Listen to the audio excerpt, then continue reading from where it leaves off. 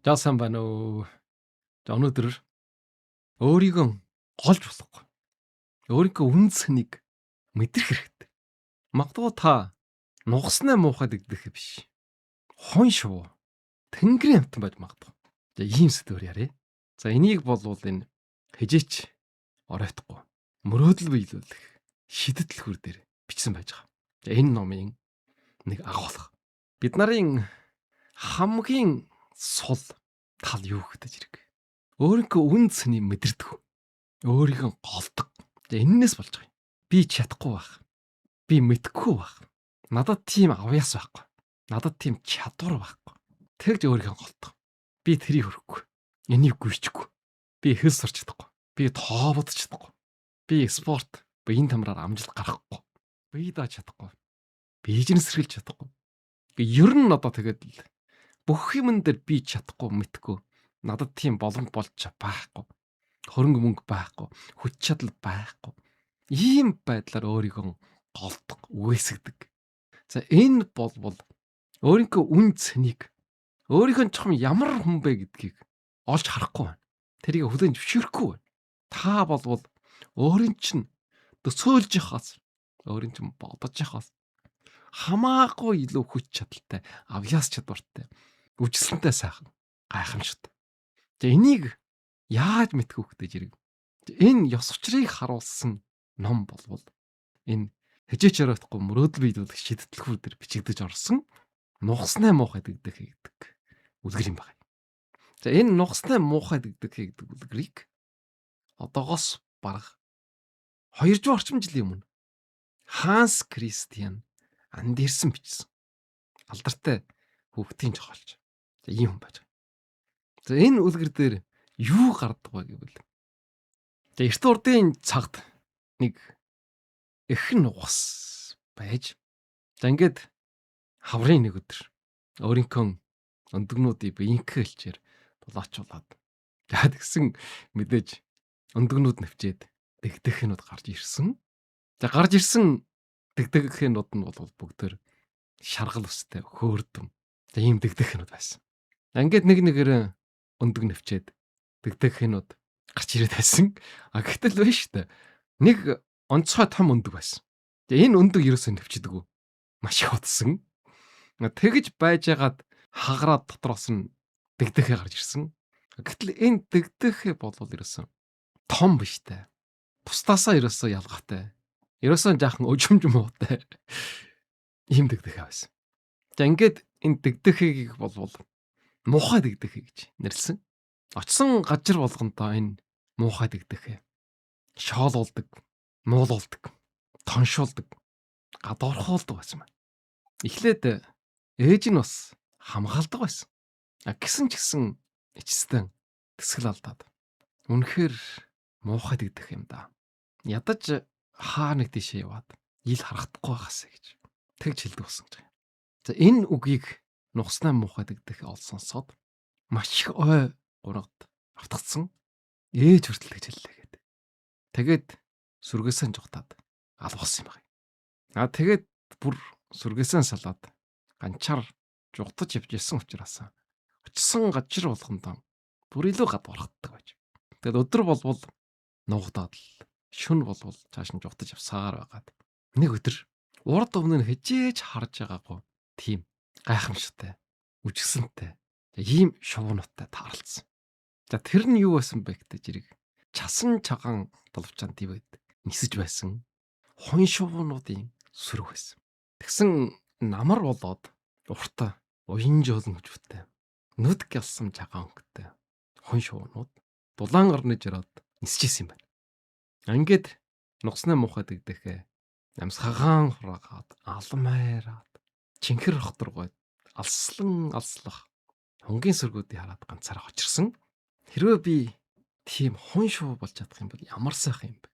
Ингээд тэнгэр дээгүүр дулаан орнож ирээд нисэх байлаа гэж тэгж бодсон.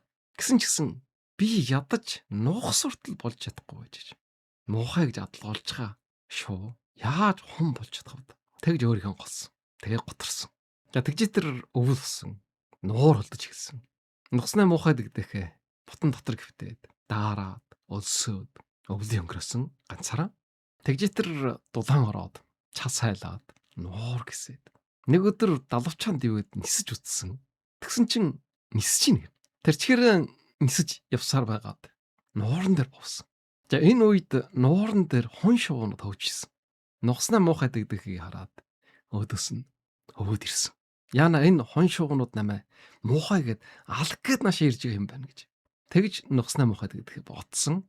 Тэгэд нүдэн ханаад алга яавал яаг гэд хүлээж исэн. Тэгсэн хон шуунууд хөвөд хажууд нь хурж ирээд. Хожууган сонгож хошуугаан хөргээд. Чи ямар хөөрхөн амт юм бэ гэж хэлсэн юм байна. Би үнэхээр хөөрх юм уу гэд итгэж ядаад толгоогоо бүхийлгээд нуурын усанд өөрийгөө харсан. Тэгсэн нуурын усанд нугсны мухай дэгдэх биш. Чав чагаан үжиглэнтэй хон шуу харагдаж ирсэн. Тэгсэн өвөл өнгөрөөд хавар болоход өцөд нь шинжлэхтээд өөрөө ч мэдгүй хооронд жинхэнэ өөрийнхөө дүрх хон шуувны дүрд орсон байсан байна. Ингээд хөөрхий дэгдэхээ өөрийнхөө үн цэнийг дотоод мөнж нараараа мэдрээд эргэд төрсөн юм шиг болсон.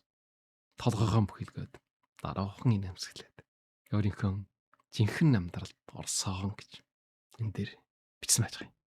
Тэгэхээр эндээс авах бид нарын сургаамж нь юу гэхтэй зэрэг өөрийгөө голж болохгүй. Бусдын хэлсэн муу үг, бутаал доромжлол, төр журийн үнэлэмж өөрийн чинь үн цэнийг бууруулж чадахгүй. Харин өөрийн чинь жинхэнэ дүрх, өөрийн чинь төсвөр дэвжээр, өөрийн чинь дотоод гэрэл, өөрийгөө олох аяллаа дотор чинь нуугдж байдаг гэж хэлсэн байж байгаа. Тэгэхээр таа ч гэсэн нусны мухай дэгдэх биш. Хон шуу байж мэд. Өөрийнхөө мөн чанарыг таних, өөрийнхөө аяллыг эхлүүлэх хэрэгтэй. Тэгж чадах юм бол хижээ нэгэн чагд энэ нусны мухай дэгдэхтэй адилхан часан чагаан хүн болоод тэнгэрд нисэх өдөр ирнэ гэж энэ дээр бичсэн байж байгаа юм. Сэтгэлжийн үүднээс авч үзэх юм бол бид нар бусдын үнэлэмжээр амьдарсаар байж хагаад жинхэнэ би өөрийгөө мартсан. Тэгээд тэд нарын үгээр тэд нарын үнэлэмжээр өөрийгөө голдох болсон. Өөрийнхөө үн цэнийг мэдрэхэн байсан. За энэ нь хамгийн том асуудал. Тэгэхээр эндээс гарахын тулд яах вэ гэвэл дөрвөн зүйл хэлсэн байж байгаа юм. За нэгдүгüүрд нь өөрийгөө хүлээн зөвшөөрөх хэрэгтэй. Хэн ч гэсэн алдаа дутагдaltaй, сул талтай. За энэ бол хэвийн үжигдэл. Энэ өөрийн чинь үн чанийг бууруулахгүй. Хоёрдугаард нь өөртөө итгэх хэрэгтэй. За энэ нь юу гэхтэй зэрэг шийдвэр гаргах хэрэгтэй. Зоригтой болох юм хийх хэрэгтэй. Ийм дотоод тэнхээтэй байх хэрэгтэй. За гурав нь өөртөө инэрлэлтэй хандах хэрэгтэй. Өөрийгөө буруутгахын оронд өөрийгөө уучладаг, ойлгодог, өөрийгөө дэмжих сэтгэлтэй байх хэрэгтэй. Өөр хүмүүс өөрийг чинь хүлээн зөвшөөрөхгүй доор дужиж болж шүү. Тэгвэл өөрөө өөрийгөө хайрлж халамжилж, ойлгож, инэрж өршөөж, ууталж болно. Өөртөө үнэнч байх хэрэгтэй. Дөрөвдүгüүрд нь ховийн үндж хэлсэн. За энэ өөрийн чинь амьдралыг чиглүүлж идэг дотоод үнэмшил, чарчмын хэлж байгаа. Өөрөөр хэлэх юм бол өөрийн чинь дуртай, хүсдэг, мөрөөддөг, итгэдэг, үнэмшдэг, бахархдаг энэ зүйлд үнэнч байх гэсэн үг. За ингэж чадах юм бол нэг өдөр нусны мухай дэгдэхээ биш. Хон шуу байсан гэдгийг мэднэ. Энэ үлгэрт гатгатай адилхан. За өнөөдөр хижээч оройтхгүй мөрөөдөл биелүүлэх шидэтлгүүр дээр орсон нусны мухай дэгдэхээ гэдэг үлгэрийн талаар ярьлаа. За энэ бол жуугарын жилийн өмнө Андерсонэ бичсэн алдартай хүүхдийн үлгэр. Амьдрал болохгүй бүтэхгүй байна. Тэгж байгаа бол магадгүй өөрийгөө голох сэтгэлтэй холбогдолтой. Өөрийгөө голж гинэ гэдэг нь юу гэсэн үг вэ гэвэл өөрийнхөө мөн чанарыг олж хараахгүйтэй холбогдолтой. Хэрвээ өөрийгөө хэн гэдгийг мэдчих юм бол нусны мухай гэдэг биш. Хон шуу бол.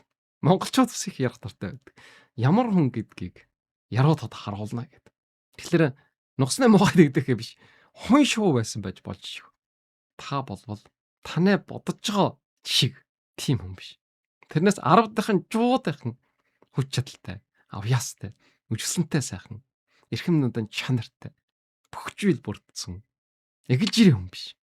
Энд итгэх хэрэгтэй. Тэгж амьдрах юм бол өөрийн чинь сансан бодсон бүхэн бэлэн амьдрал ажиргалтай сайн сайхан болно. За үг олдож үхэр боллоо. Өнөөдөр хижээж оройтхгүй мөрөөдөл биелүүлэх шийдэл хөрийг энэ төртөл яар. Анхаарал тавьсан та бүхэнд маш их баярлалаа.